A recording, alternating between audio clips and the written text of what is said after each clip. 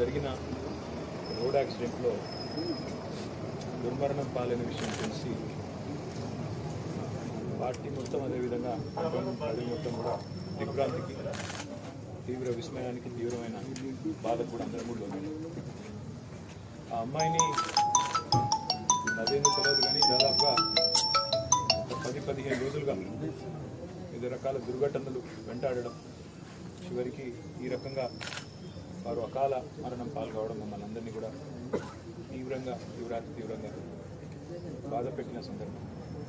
దురదృష్టవశాత్తు నేను ఆ రోజు విదేశాల్లో ఉండడం వల్ల రాలేకపోతున్నాను.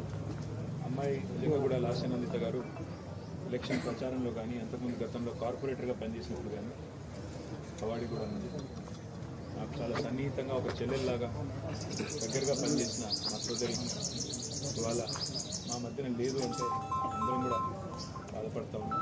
దాంతోపాటు ఆ కుటుంబానికి సంవత్సరం కిందటనే పెద్ద దిక్కులా ఉన్న కంటోన్మెంట్ 5 సార్లు శాసనసభ్యుడిగా పనిచేసిన సీనియర్ ఎమ్మెల్యే సాయన్న గారు సంవత్సరం కిందట వారు మరణించడం, తర్వాత వారి కూతురు దివంగత ఎమ్మెల్యే గారు కూడా అకాల మరణం పాల్గొవడం, నిజంగా కుటుంబానికి భగవంతుడు మనోధైర్యాన్ని ప్రసాదించాలని, ఈ శోకాతత్వ సందర్భంగా వారి కుటుంబం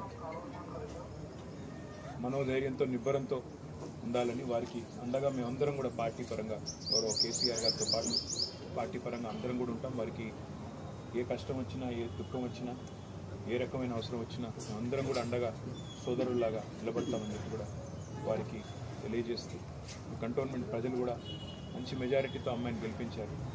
వారికి కూడా ఈ మరణం తీరని లోటు. తప్పకుండా వారందరికీ కూడా పార్టీ అండగా ఉంటుందని చెప్పి కూడా